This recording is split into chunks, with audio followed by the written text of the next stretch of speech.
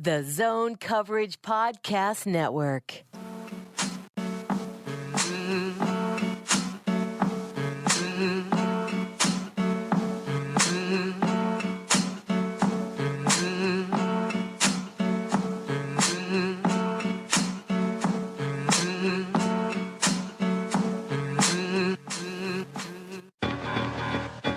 Ladies and gentlemen, boys and girls, welcome to the Minnesota Socccer Podcast. We are here. We're ready to talk about some soccer, and we're going to try and leave you in a better mood than you may have left yesterday's game, because boy, that was interesting. That's an easy goal. Yeah, I think we can manage that. We can put some smiles on your face. We can maybe come out of this in a happier mood, because boy, Minnesota United set us a pretty low bar yesterday. I'm here with Tom Schreier and Nick Hallett, as always. Boys, how is your evening going? Hungry. Yeah, you're hungry. I can't complain. I was around this phenomenally interesting Wolves team that continues to probably self-destruct, but in a very entertaining fashion. When we should not go into this and too very much, deeply, yeah. but is it kind of like a consensus among the media that it's going to go poorly, or? I think it doesn't look from like a big picture standpoint very good. However, I contend with Butler, they're better off with him than without him, at least in obviously. Yeah. They definitely are, but part of this is just strictly because their prep for the season has been so bad, and they've looked atrocious in preseason without Jimmy, but they've had no real preseason at all. So they're walking into their season opener on Wednesday. I have a feeling that no matter how well or not well Jimmy plays or Towns plays or anything, they are going to get whooped a lot early this season. Yeah. Just because of a lack of prep, a lack of cohesion amongst the team. I went on record, their early schedule is not great in addition to this. So, one of the things that kept them stable last year was the fact they were one of the best teams in the league at not turning the ball over, which has been one of the things they've been worst at this preseason. So they're going to have some problems early. Yeah, let's make this Minnesota United, under the Minnesota United umbrella. Which franchise right now is more dysfunctional? Is kind of an interesting. Timberwolves. Yeah, Wolves have been around 100%. Because are you saying that because basically the notion that Minnesota United as a new franchise needs to be given time? Is that the main reason? What they also don't have a player that's begging out. Is that still the answer if Minnesota United is doing what they've done the last 2 years and they've been in the league for 10 years? Is that still the same answer?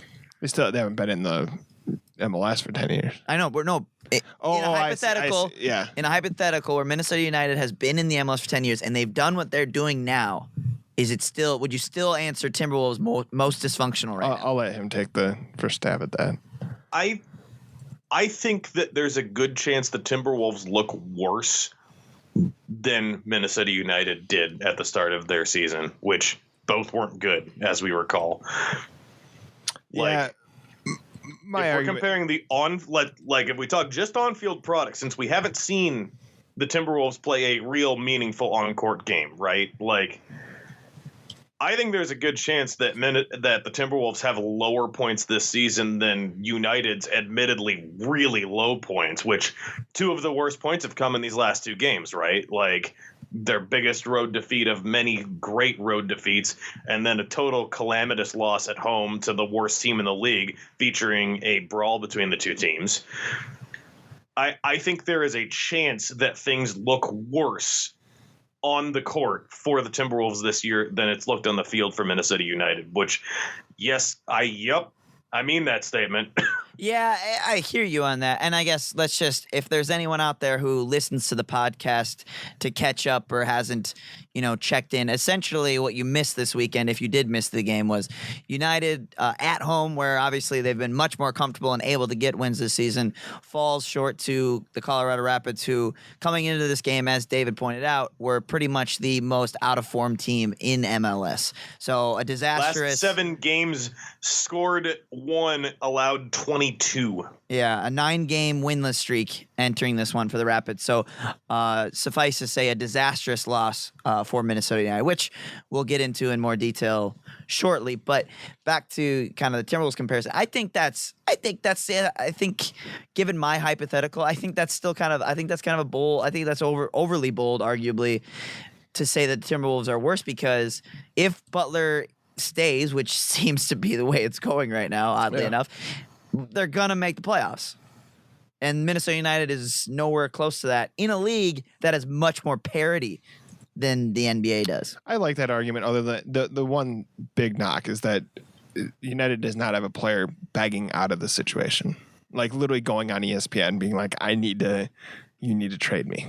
They traded, the franchise just traded arguably the fans' favorite player in Christian Ramirez. Yeah, sure. So you tell me. I think there's definitely an argument to be made there that United is just as dysfunctional right now. Naylor? Well, there's also I think the point that really sways it for me is you can argue that both Adrian Heath and Tom Thibodeau are on hot seats, as they probably should be.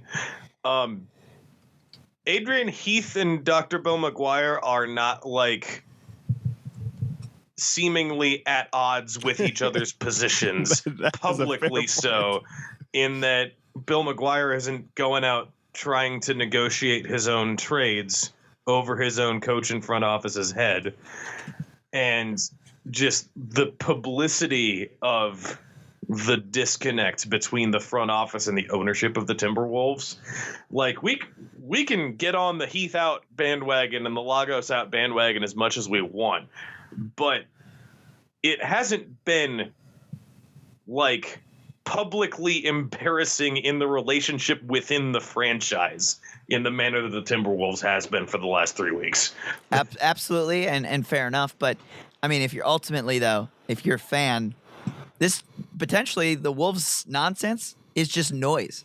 And so, what would you rather have? Would you have a team? Would you rather have a team that's embarrassing publicly, but makes the postseason and is consistently competitive and has some of the best players in the entire league? Or would you rather have a team who is tight, all the way buttoned up completely, but is an embarrassment when they play?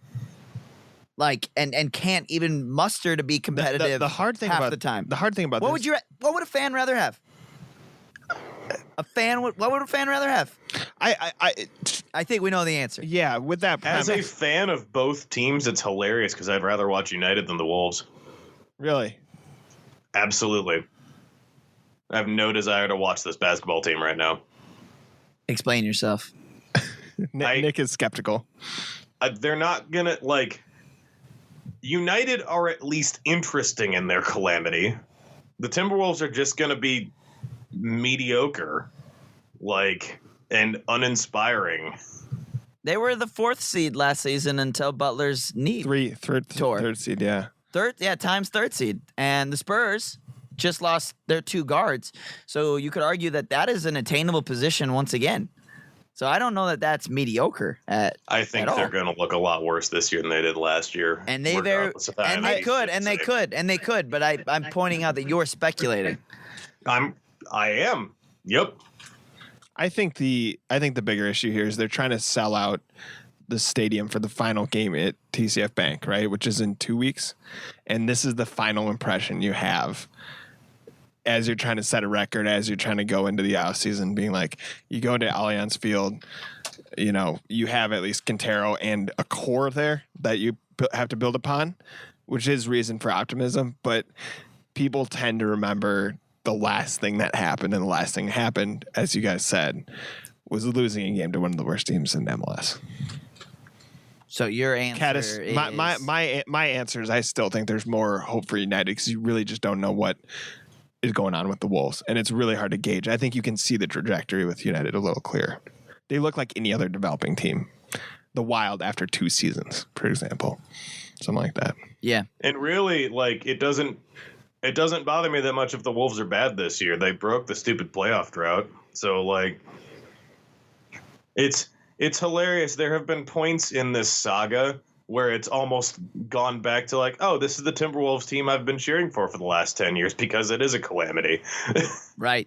Whereas like United, like it's still hard to tell. Well, some of our listeners I know will loudly disagree with me, but it's still hard to tell if they're going to be able to successfully like right this ship for next season. And we haven't seen the evidence that the current leadership is going to be the people to do that. Referencing United right now, right? Referencing United, yeah. And I agree. And that's why I'm saying I think it's a real question, because to me, I've watched this team especially closely the last 3.5, now 4 seasons. And over the last 2 here in MLS, they've shown very minimal signs that they are going to be, that you could feel confident going into next season that they're going to have the ship righted, so to speak. Like imagine if Quintero was a bust. Imagine. This they would have team, been the worst team in the league. Worst team in the league, and the prospects going forward would be minimal at best. Yep. Weak. Imagine if they whiffed on him. So imagine if he blows out his knee, right? We see that in sports all the time. God forbid. That would be terrible. But where does this team... Are they the worst team in the league without or with Molino and Finley? Because those are 2 difference makers that have been out forever, like almost long enough you could almost forget about them. If Molino and Finley are there season, and are healthy right now. Quintero's gone. Yeah, Quintero gets injured. I think they're what they were their first season, which is without Quintero, which is where they've essentially fallen this year as well. So basically not that competitive, but by definition competitive, but not challenging for the postseason would be where they'd fall. Let's also, I guess, remember too that Quintero did not start the season with this team. Yeah. So that's an important caveat. He hasn't even had a full preseason with this team. He hasn't had this campaign has not been a complete campaign for Darwin. So, which then in theory should provide some hope and optimism for next season, because in theory you get Molino and Finlay back, you have Darwin for a full season, and you have some kind of stability maybe. Yeah. Yeah, I mean, so then let's get to this weekend, and one of the reasons that I'm feeling more pessimistic than usual or than I have about this team's prospects going into next season is based on this weekend and based on the 2-0 loss to Colorado, and it's 2 things. It's specific on Angelo Rodriguez and specific on Heath, and I'll just go to Angelo first. We've gotten. This sample size is still small with him, but we've got more data, and I felt like this weekend was a microcosm of kind of what he's been able to provide, and that's some decent play from the periphery, some nice touches here and there, some good hold-up play here and there, getting in the right position a decent amount of the time, but ultimately not banging in the goals. Ultimately not achieving the heights that you need from a striker. And I felt like this game was a great example of that too, because United pressed at the end of the game to try to tie things up well, pushed up the field well, moved the ball up the field well, and consistently got it to Angelo, and he consistently could not convert. And I think that is really my concern level on that continues to rise. I wonder how you feel about that, David. I'm with you, and I've been a strong supporter of Angelo since he signed with the team, because it's one of those things with Angelo where I feel like I keep seeing what could be, but as you pointed out, the sample size just keeps getting bigger, and the what is remains the problem, especially like, not to slim it down too much, but Minnesota United's 2 goals that ended up in the back of the net were both called back because of Angelo Rodriguez being offside, which isn't the first time he's had problems with this. And they were both like close plays. Both had to go to VAR. Both, like, the second one was slightly more obvious than the first one. The first one, it was a bang bang play. He was half a step. They called it back. That is what it is. But the consistency of his performances just hasn't been there. And again, like we can call back to the Darwin point. We can call back to like the point we were talking about earlier where Angelo joined this team halfway through a season, and it's difficult. Like I think we said at the time that Darwin's adaptation to this team and how quickly he fit in and started creating and producing like results and goals and assists was unusual because of how quickly he'd acclimated. With Angelo, like it's taken time and it hasn't clicked immediately, which sometimes it doesn't. But when you sign a guy as a designated player, you hope that it's going to click faster than this. So for me, it's like, I can be optimistic and I can see like, okay, with a full off season, with a full like working within the team scheme and getting within everybody else and figuring out what the formation and the setup for next season is going to be, Angelo might start next season and look really, really good, but he also might not. And the more performances like this weekend come out, the louder that question's going to be, especially with the constant background of what would Christian Ramirez do? For sure.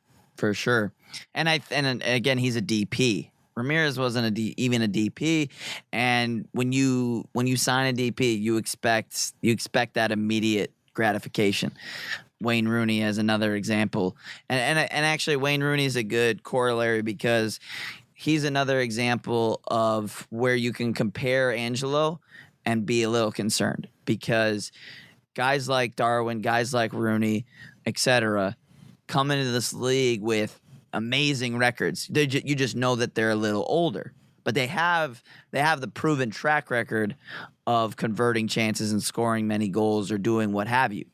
And that's one of the other black marks on Angelo is that he comes from Colombia's league, and although a relatively consistent scorer, not a high volume scorer. And a lot of people are starting to be more concerned about that. So like I said, the evidence we have, the data we now are gaining, it's concerning. And it's gonna put this team in a bind in a couple different ways if he's not able to be a DP level striker for them next season. So because you need that with now you've used 2 of your 3 DP slots on Darwin and Angelo, and if Angelo doesn't take care of his business, like they can go out and splash on a third DP this like winter transfer window, and I kind of expect them to. We've bounced back and forth on that over the last few months that it makes sense to pair new stadium opening with, okay, we're going to go make a big splashy signing. Whether or not the front office actually does that, fair question, because they sure haven't seemed inclined to do so as of yet. But one of those things that makes sense. But then if you have your 3 designated players, you make that signing of whoever it is, a defensive midfielder, another attacking player, defender, whatever you want to call out. Now you've got your 3 guys, and Angelo needs to produce at the level that is a designated player level in MLS. That's just a fact. It absolutely is. So, and it'll put Lagos in a precarious position. It'll put Heath in a precarious position. So, what is your estimation? Because you get 3 guys, right? How many teams in the league have 3 designated players? Most of them. And are they all 3 good, or is it like a 2-1 often? If you pulled up a list right now, I could answer that very well. All the designated players? I'm sure you players? could find that. Okay. And I could give you a much better answer on that front. As it pertains to Heath and the issue that's kind of this last game has raised is now you again lose to one of the bottom feeders of the Western Conference.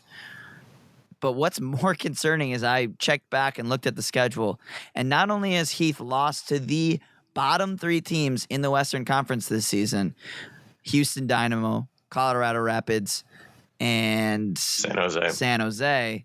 Thank you. But he's done so twice. Each of those teams they've lost to twice, and they're the 3 worst teams in the conference. Yep, they're 0-6 against the bottom 3 teams in the West is not great.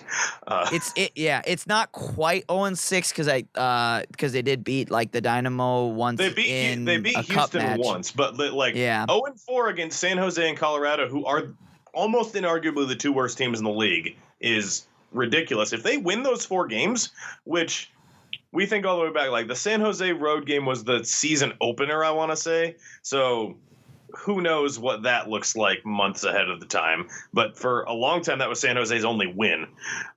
Basically, I think until they played at TCF Bank Stadium with Colorado. The game at Colorado was a weird game because that was a game that United coughed up the lead late, and Colorado scored a winner in the 97th minute, I want to say. So like there's some leeway in there. Like the Colorado game, for a lot of that game, was one of their better road performances of the season. But like the bottom line is, if they get 12 points instead of 0 from those 4 games, which you've got to expect a team that wants to pretend they're a playoff team. If they get 12 points from those 4 games, they are the 6th seed in the playoffs right now. Say that once more. If Minnesota wins their 2 games against Colorado and their 2 games against San Jose, they are on 48 points and are in the 6th seed for the playoffs. See, that's what I'm talking about. How is that? How is it? That's like the Wolves, actually. Yeah, like the Wolves had these Atlanta and Orlando losses that essentially cost them a playoff spot. Yeah, that's funny. That's funny, obviously, given the way we started the show, and it's weird that there are a number of comparisons between the two. But see, that's wild, and like you just, how can you have that? How could you let that happen? Yeah, that's a great point, David. Yeah, it's like I wanted to see how close it was, and yeah, it's if they take full points from their games against the 2 worst teams in their conference, they're in the playoffs without changing anything else about this season. Wow. Yep. That is so I think we're actually falling short of our goal of this podcast, because I think that's only going to make everyone listening feel worse.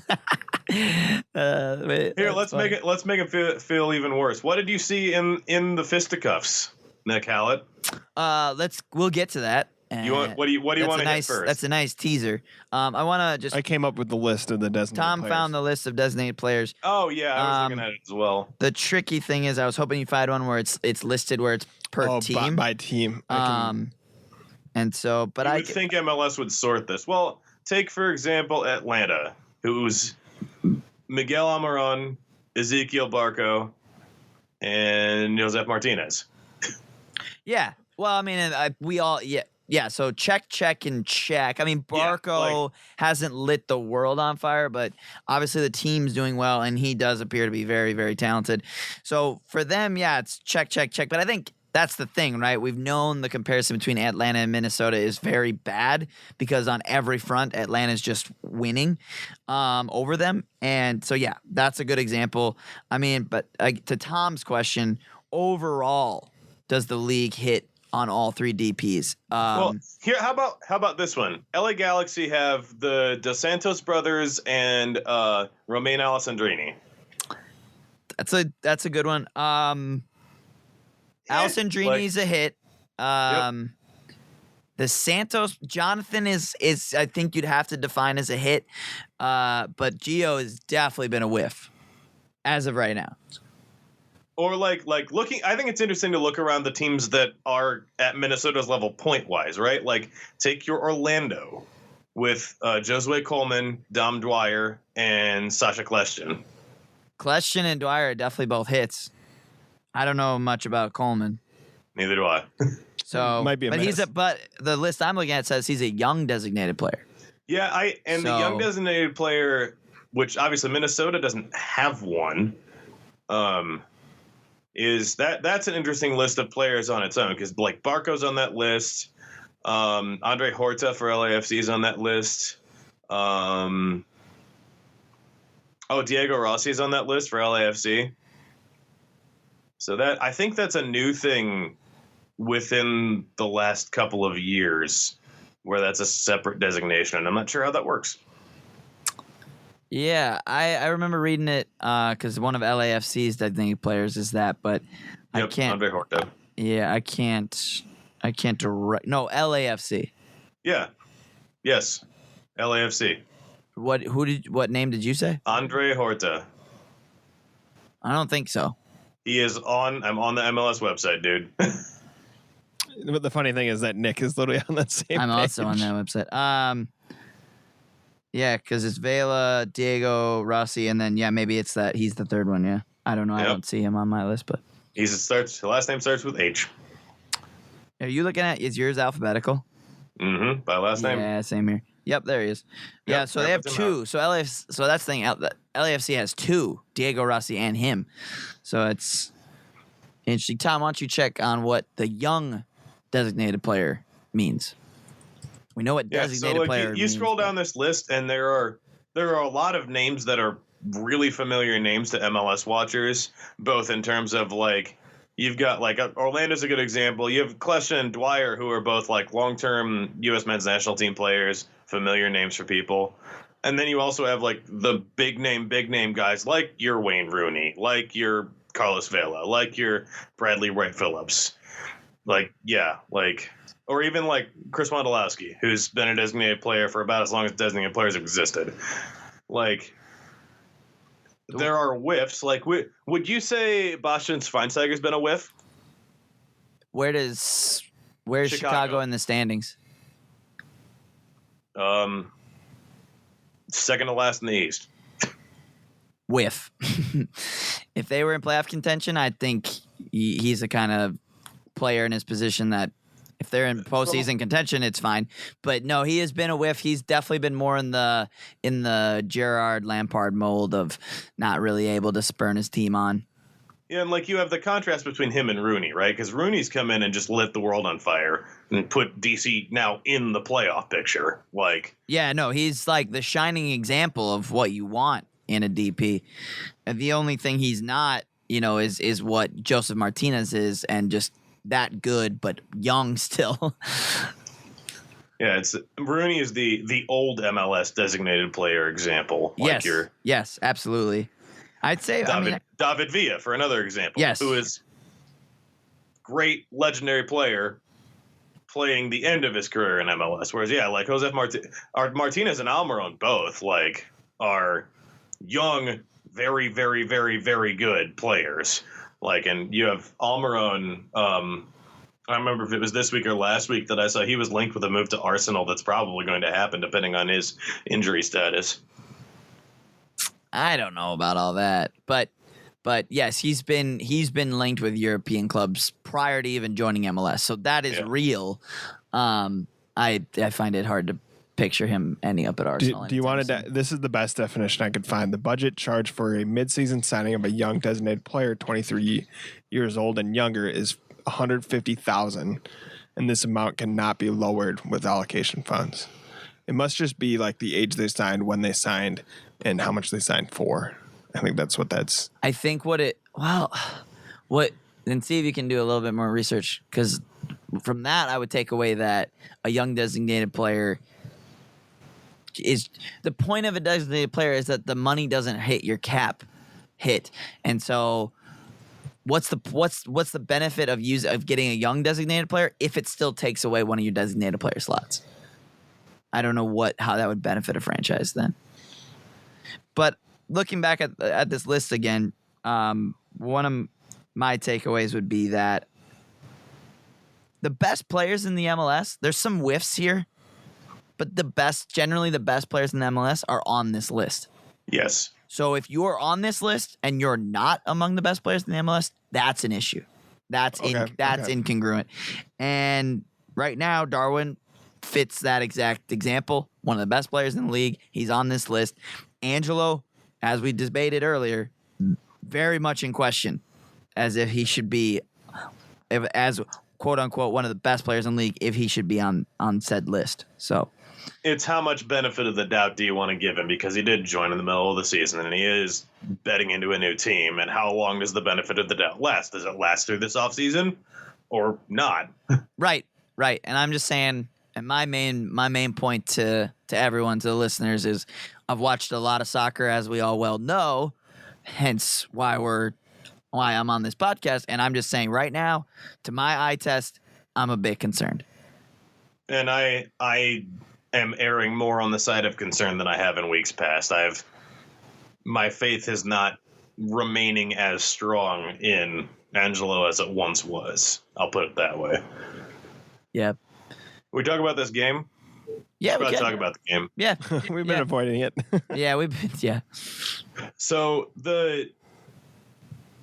I don't know, like it was just, even before Colorado scores, 10 minutes into the second half, like the first half was remarkably uninspiring from United on both ends of the field. Although the play where they managed, I think, to stop 5 Colorado shots in a sequence without allowing a goal was pretty cool. That was kind of fun.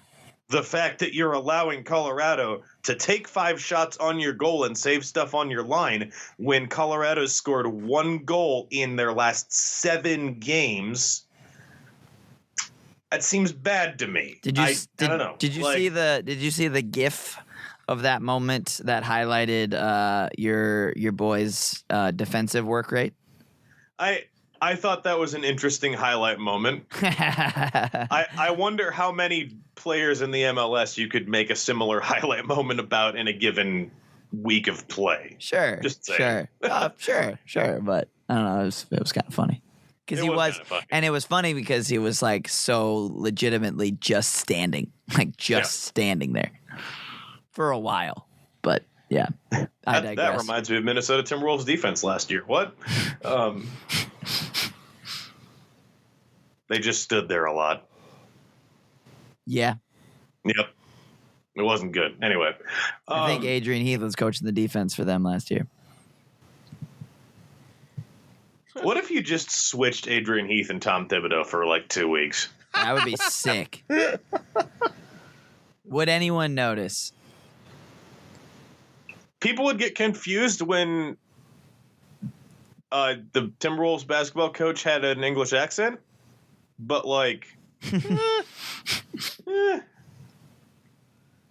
yeah, interesting. Yeah, they definitely have very similar gesticulations on the sideline when a game's happening. So yeah, because they both kind of are animated figures on the sideline. They both tend to lose their voices after yelling a whole bunch. Yeah. Who do you think would win in a fight? Why have we gotten to this point? I think David's thinking about I don't know.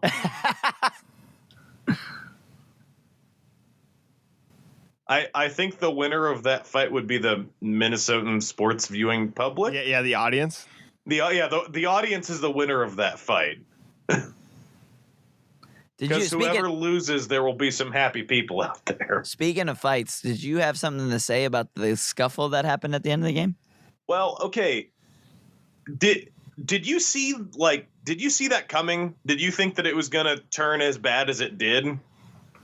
Like based on as the game was playing? Like based on the flow of the game, right? Yeah, I see what you're saying. There had been a couple of moments of we're going to talk loudly to each other, and it seems like Fernando Bob has about one of those a week. So I didn't think too much of it. And then Colorado scores their second goal, lobs Matt Lampson, who's playing way too far up because they're losing and trying to get a result late. And Colorado defender just sprints over into the Minnesotan box. Yeah, Tommy Smith, the Colorado defender, sprints over into the Minnesota coach's box to yell at the fans. Okay, people aren't going to take too kindly to that. No, yeah, that's for sure. That was classless, and it opened the door for a brawl that, for my money, that makes perfect sense. If someone does that, that is completely out of bounds, literally and figuratively in this sense. You should not do that, and Minnesota United has every right to be aggrieved about that and get up and get after him a bit for that. Absolutely. Do I feel are you asking? Do I feel like that was possible? I think where I'm going with this is like Heath said that. Yes, because Heath said the refs let things go and that he allowed the tempers to flare and that was poor on the refs' fault. Sure, I agree. That notion I completely disagree with. Yeah. I think that is just Heath, spitting out words, essentially. And he'll do that from time to time. A lot of times we praise his honesty, and I very much appreciate it. But sometimes he'll have answers where he's speaking almost purely in cliches and platitudes. So I think that's one of those moments. I think what spurred United, especially to be fiery and upset, was the disallowed goals and the confusion that was a part of all of that. Which, yeah, Angelo had a couple of comments on that after the game from the club's report that had some quotes after the game. Angelo, on if he'd seen the reviews in the game, I haven't seen them, but they told me about them. It's very difficult to tell if you're offside when you're on the field, but the play ends, and I don't understand how they call it offside so late. And he also talked about how extended breaks in play affected the game. There were a lot. We had them there. We were ready to tie the game. We got cold. It changes everything, but we're committing errors that hurt us, and we have to correct that. So, yeah, the flow of the game was just completely ruined every time that happened, because it was at points where Minnesota was on top of the game, and you see both times, like within 5-10 minutes is when Colorado scored their goals after these big extended breaks for looking at the video review, checking the offsides, after we celebrate for a little bit and now we got to stand around, which we've talked about this before with how the VAR system has functioned this year. It's getting the right calls, but it takes too long and the flow of the game is just ruined.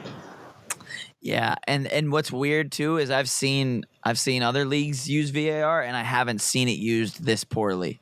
And so it seems to be almost MLS specific, and I don't know why that would be. And fans that I talk to and as I watch the game, like what's curious when these happened was the ref, each time he went to VAR, stood on the field and waited, and then eventually went to the video review board, that monitor on the side of the field that he can go to. And it's like, if you're going to go to VAR, just go to VAR. Why? What is this? What is this period where you stand on the field and wait? Just go or don't go. Yeah, and it seemed like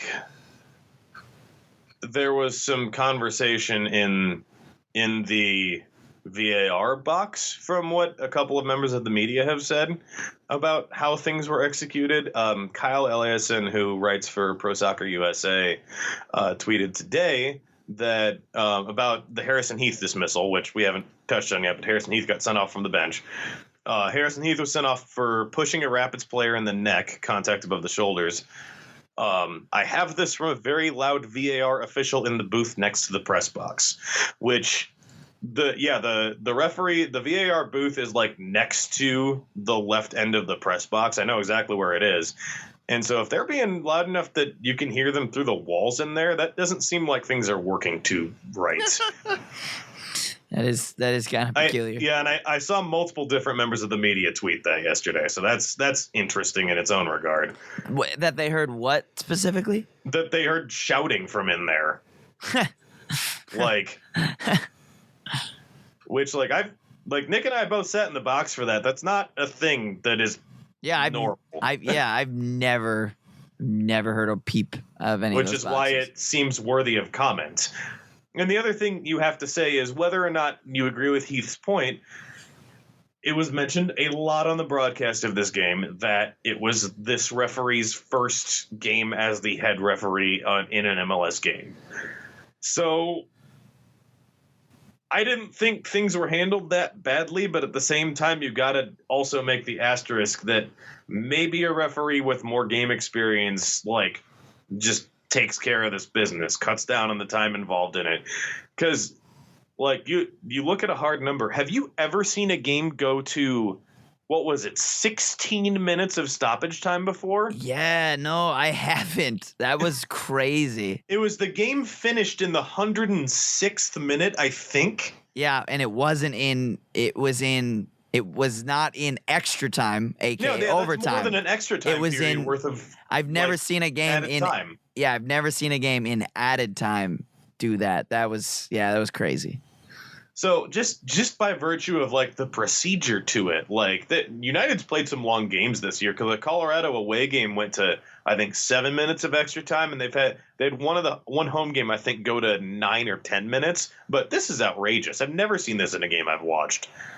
And it stems from the VAR usage as we're talking about. So as much as anything else, yeah, because then they had to VAR the fight and send off who they're going to send off, which I think it ended up being Harrison Heath and Smith, who started everything, and the Minnesota United goalkeeping coach John Pascarella also got sent off. He did. He shoved Harrison in the Hairston in the face during the and there have like E Pluribus Lunum has done a really good job going through the video of this that we have, and they've been like trying to put the roles together of who was where and who was doing what. I am a little bit concerned that there might be some retroactive suspensions for some of the Minnesota United players that were on the bench that got involved, shall we say. But I guess that's one of those kind of we'll see things as this week develops, because every single player on the pitch and both benches were involved in what happened.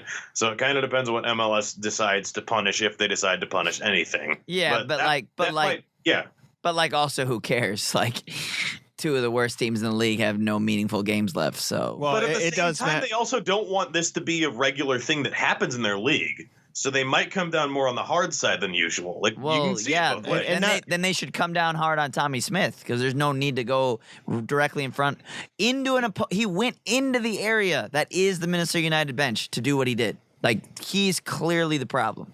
Yep. I agree, but it does matter for the final game, though, right? Because these suspensions could carry into the end of the season, and you don't want people missing from next year for next campaign. No. I'm saying for the final game in for the Galaxy, TCF for the Galaxy game. Yeah, you want to have all your main players out there. Yeah, I guess the only. But I mean Harrison Heath's not that remotely, so you're not concerned about that. You're not concerned about the goalkeeping coach. I'm saying retroactively. I know, I'm saying I watched the script. They retroactively suspend Brent Coleman, just as an example. Right, yes. Brent or Miguel, yes. Because Miguel and Brent were both in there. Yeah. Like, in there. Yeah.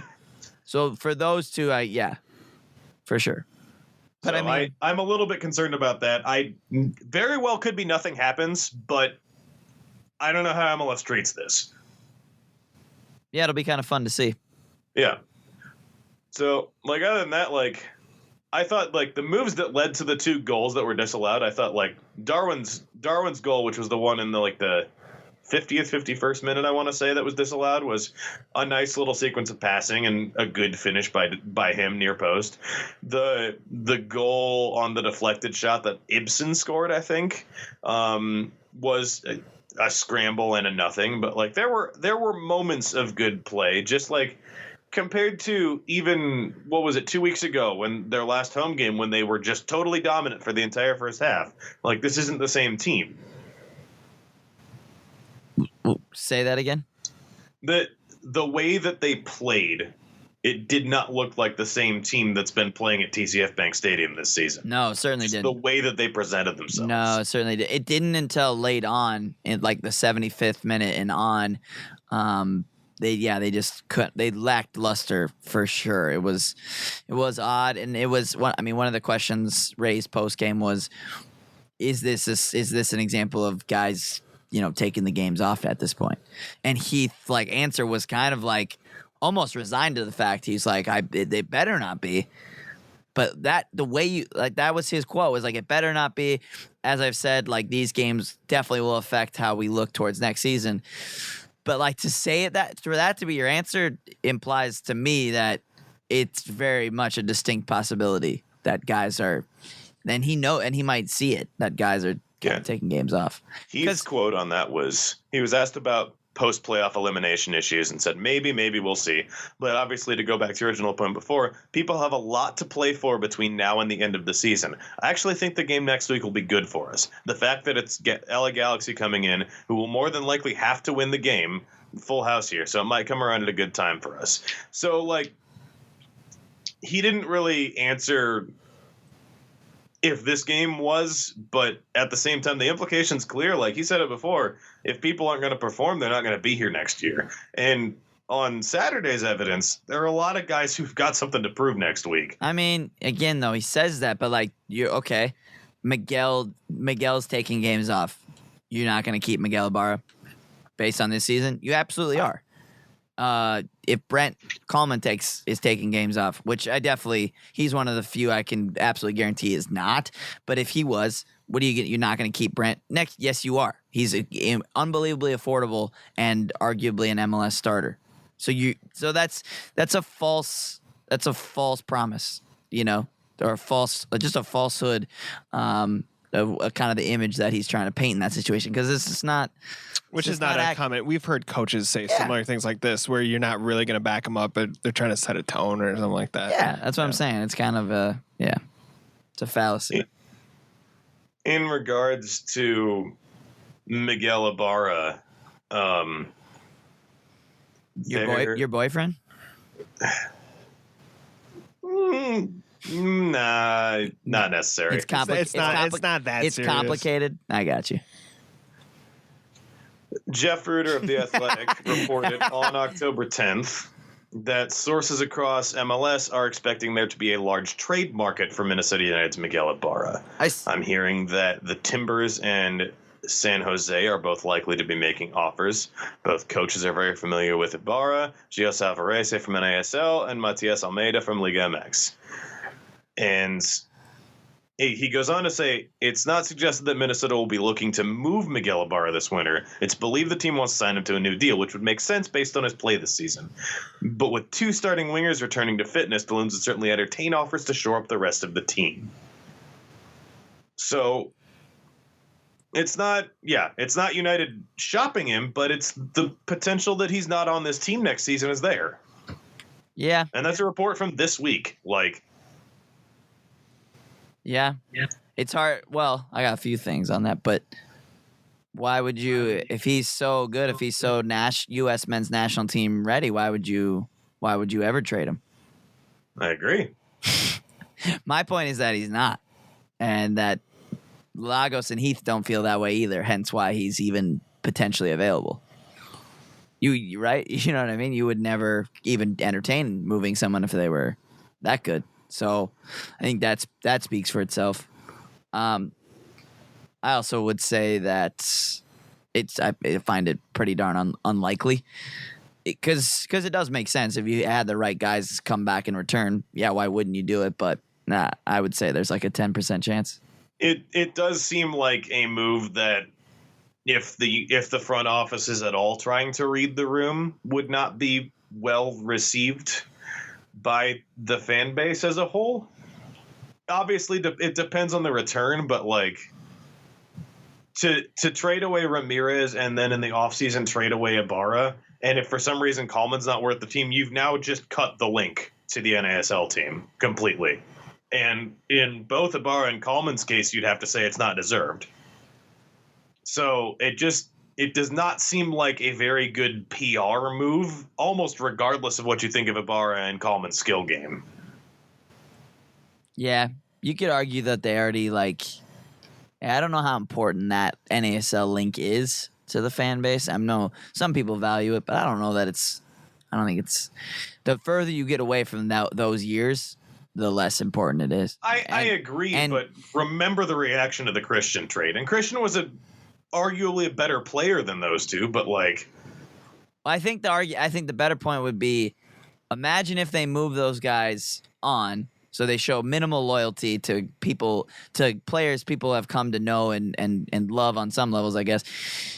And if they move those guys and then are still crappy and then still aren't competitive, then you've just riled them. You've just found a further way to rile up a fan base. So that's a fan base that already seemingly loudly wants Adrian Heath to depart this team. I don't know that it's that. How do we measure that? Like, yes, some people post that on Twitter and et cetera, but like, how do we know what population of the fan base that actually represents? I don't know. It's a point that's loud in the echo chamber. I'll put it that way. Sure, but it's also completely a moot point because he is clearly going to be given next season to show himself. As he should be, right? Also as he should be. But it's also just clear that that's what's going to take place. The point that I've said is when talking about Angelo, but in terms of the club as a whole, is you want some kind of consistency in this team. Some people might be convinced that this consistency isn't good, and from the results in the field the last 2 years, they'd be right. But whether or not Heath year 3 is actually going to be something that turns this around, that makes this club good on the road, that factors Angelo Rodriguez scoring 10, 15 goals early next season, like, these are the things that you don't know. And while some opinions might side on the other side, I don't know if I don't think it's the right move to move on. You don't think it's the right move to move on from Heath? Right. But no one. I mean, but tricky. You brought there's a lot of loud voices. You brought up the Heath out idea. Yeah, but it's and I'm saying that, like, I'm not sure I'm with it. Yeah, it's easy for fans to be knee jerk, right? We're trying to analyze this and look at the, project the future, and it's different when you're sitting in the stands and you're like, that was a stupid thing to do. You should fire the coach.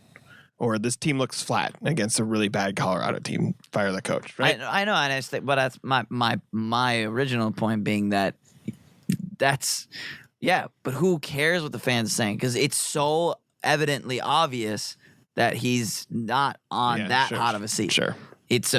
Say Heath out all you want. It's irrelevant until next year. Yeah, I can see it.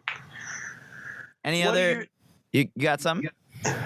Well, I was going to look a little bit at next week. Do you see the club coming out with a performance on Sunday? No. No. They have shown no signs of life recently, and I don't see any reason that would change. As I pointed out, also the one talking point Heath keeps referring to that would make you think differently is that they have something to play for. They need to earn their roster spot. I think is in a lot of different cases basically just a fallacy and not that real. So you don't think playing in front of 50,000 people is going to make a difference? Yeah, there might be something different in an event type deal. It's going to be loud. Yeah, I think Naylor brings up a good point. Well, but what's the question? Like, do they play better or do they get a result? And they're going to be playing against a Galaxy team that actually has playoff hopes, and United has nothing. There's no hope. So I find it very possible that this is 3-0 LA. Could they show up and make a really good game of it? Absolutely. They were dead and buried. They were dead and buried around this time last season, and they took down Atlanta United in Atlanta from come behind fashion. So yeah, no, it's that's possible. The counter argument. Like, they can win this game. It's just whether or not they go out. It feels bad to say if they want to, but like, it's kind of what it looked like at times. What about, like, I think of like the Vikings just blowing the game against the Bills, and the Bills were so bad, right? And the Vikings, everything that matters. That loss also looks continuously worse because the Bills get beat by everyone still. Hands down. But like, it's easy to look at that and go, man, this team had the Rams coming up in 4 days. Like, they could have just overlooked them. I wonder, just for argument's sake, what if they're just looking into the future? They're like, we got this one more game we got to show up for because it's going to be all these 50,000 people in the stadium, and then half of us won't be here anyways. Some of us are playing for our own jobs. Kind of the end of season droll because they're not going to the playoffs. Like, I just wonder if they overlook Colorado. Potentially. I guess. Potentially. Maybe highlighting and looking at the LA Galaxy game as like the final game that they'll really get after it in, potentially. Yeah. Because I think they get waxed in Columbus. By the way, can I clarify something? Is the Save Columbus thing true? Like, wasn't there some talk that Jimmy Haslam's coming in, the owner of the Browns is coming in to save that team, keep them from moving into Austin? Do we know any? Nick Hallett just gave me the what the hell are you talking about? Shoulder shrug. Naylor, do you know? I got you. Naylor's got me, baby. The MLS issued a statement that is confirmed that they're working on it and with all of the parties in it. Precourt Ventures has released a statement that they're engaged with like the part of it that's going to just get them a franchise in Austin anyway. It's not like the paperwork is not done. Like nothing is settled yet. So for context, it's the Columbus Crew for about the entire season this year has been rumored to be being moved to Austin, Texas by their ownership after this season because they were unable to secure funding for a stadium in Columbus through all of the avenues that have been. Obviously, like Columbus fans weren't too happy about that. So there's been a large movement of hashtag save the crew, hashtag this, that. So the announcement came on, I want to say Thursday or Friday, that they had engaged with Jimmy Haslam, the Browns owner, and that ownership group with a potential deal to get a stadium built and to get the club purchased. But it's still potential. Like, yeah, the MLS statement, Major League Soccer and the Columbus Partnership have been working together for several months on a plan to keep Crew SC in Columbus, and we have made significant progress. Recently, the Haslam family, along with the Columbus-based Edwards family, have joined the effort to keep Crew SC in Columbus. And so everybody's talking to each other, but nothing's done yet. And both statements have mentioned that should the Crew be purchased by the Haslam family and the Edwards family and kept in Columbus, the Precourt Ventures gets a new franchise in Austin. So there will be a team in Austin no matter what. That's pretty much just done. But at this point, it looks like Columbus will get to keep their team. Seems like what's best for the league. Yeah, it's a natural rival, right, for the Cincinnati team that'll be moving to level up.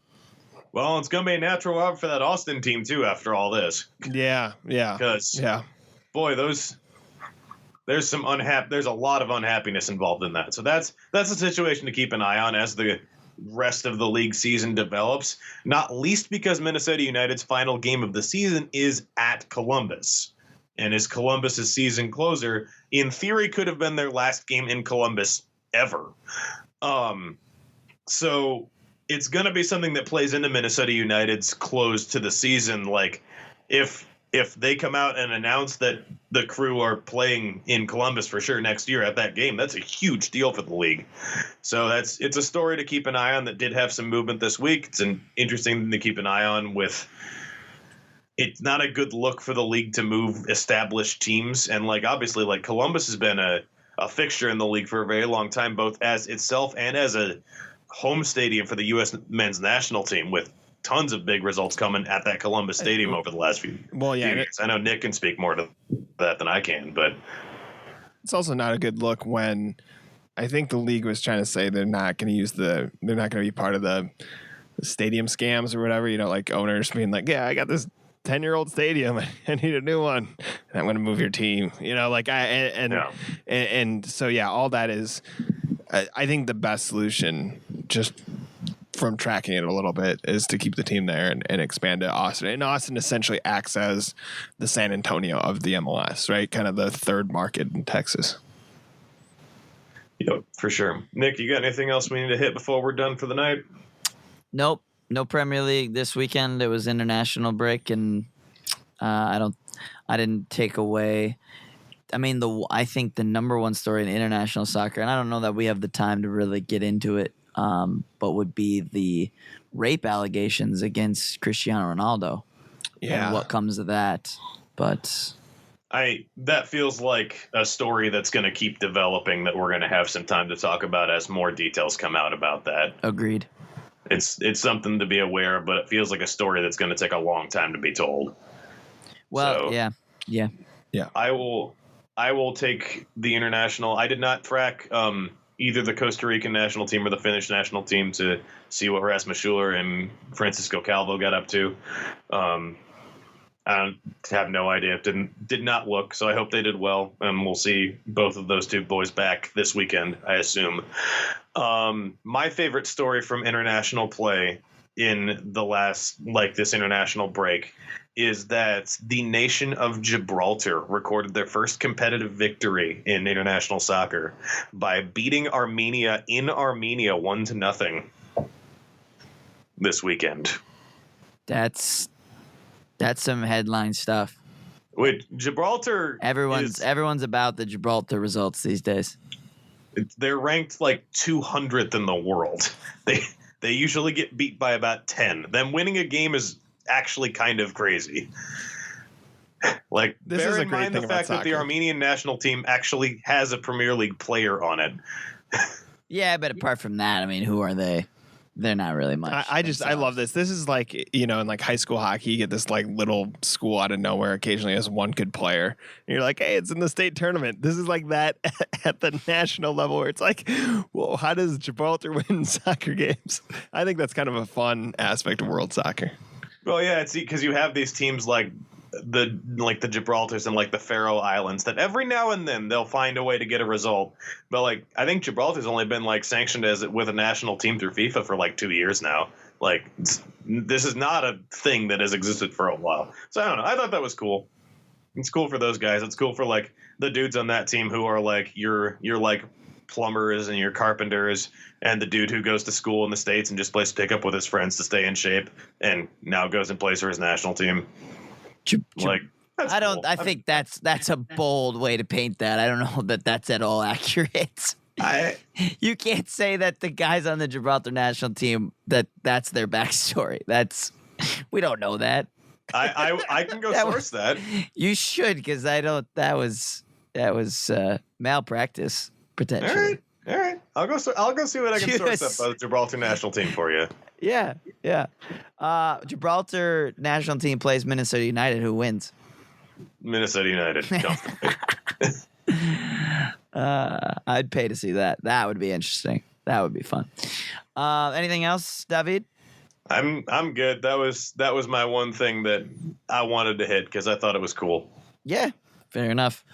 For Tom Schreier, for David Naylor, I'm Nick Hallett. It's been a great episode of the Minnesota Socccer Podcast. We'll be back next week. You can look forward to, as we really preview the end of this season and continue to look forward to 2019 and all that brings for Minnesota United. Everything else, Zone Coverage, you can catch on Twitter at Zone Coverage MN or on our website, zonecoverage.com. As we obviously got into a little bit, we had the Wolves stuff, but all the Butler updates, we'll have them for you with Dane Moore and et cetera. And then we also have all the Vikings coverage you could hope for. So catch that again on zonecoverage.com. Thanks so much, guys. We'll catch you guys next week. Goodbye for now. Peace.